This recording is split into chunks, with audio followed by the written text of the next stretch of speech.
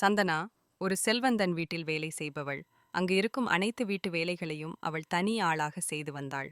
அவளுக்கு அது கடினமாக இருந்தாலும் அவளுக்கு சாப்பாடு போட்டு தங்க இடம் கொடுக்க வேறு யாரும் இல்லை என்பதால் எந்த வேலையாக இருந்தாலும் பொறுத்து கொண்டு செய்து வந்தாள்.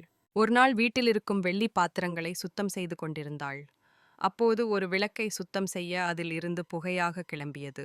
அவளுக்கு ஒரு பக்கம் பயம், ஏதோ தவறு செய்து விட்டோமோ என நடுங்க, ஒரு பெரிய கனத்த குரலில், உனக்கு 3 வரன்கள் தருகிறேன் என ஒரு பெரிய உருவம் பூதம் போல வந்து சொல்லியது. அவளுக்கு என்ன கேட்கவென்றே தெரியவில்லை. அப்போது அவளுக்கு இருந்த ஒரே கஷ்டம் என்னவென்றால், அந்த அறையில் இருக்கும் வெள்ளி பாத்திரங்கள் தான். அவள் பூதத்திடம் இந்த வெள்ளி பாத்திரங்களை மின்ன செய், அது போதும் என்றாள். கண்முடி திறப்பதற்குள் மொத்த பாத்திரமும் சுத்தமாக மாறி மின்னியது. வீட்டின் உரிமையாளர் சந்தனா இத்தனை அருமையாக சுத்தம் செய்திருக்கிறாளே என பாராட்டினார்கள். சந்தனாவும் மகிழ்ச்சியாக அந்த நாளை கழித்தாள். மறுநாள் அவள் ஸ்வெட்டர் பின்னிக் கொண்டிருந்தாள். அது நிறையவே செய்ய வேண்டியிருந்தது. அவளுக்கு கையும் வலித்தது. ஆகையால் பூதத்தை அழைத்து, இந்த நூல்களை வைத்து ஸ்வெட்டர் செய்துவிடு என்றாள். அதுவும் நொடியில் செய்து முடித்தது. சந்தனா அந்த நாளை பொறுமையாக கழித்தாள். இது அவளுக்கு ஒரு நல்ல ஐடியா ஒன்றை கொடுத்தது.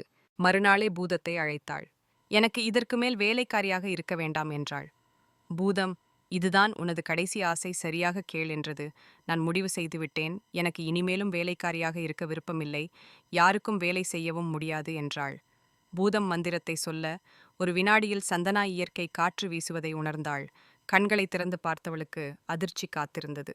அவள் முன்னாள் பாத்திரத்தை வைத்து அதில் சிலர் நாணயங்களை போட்டிருந்தார்கள். இப்போது அவள் ரோட்டில் பிச்சை எடுப்பவளாக மாறியிருந்தாள். அவளால் அதை ஏற்க முடியவில்லை. வேலை செய்தாலும் தனக்கென தங்க ஒரு இடம் இருந்தது. அவளுக்கு எதுவும் புரியாமல் பூதத்தை பார்த்து கத்தினாள். பூதம் சந்தனா முன் தோன்றி, நீதானே வேலை செய்யாமல் இருக்க வேண்டும் என்றாய் என்றது.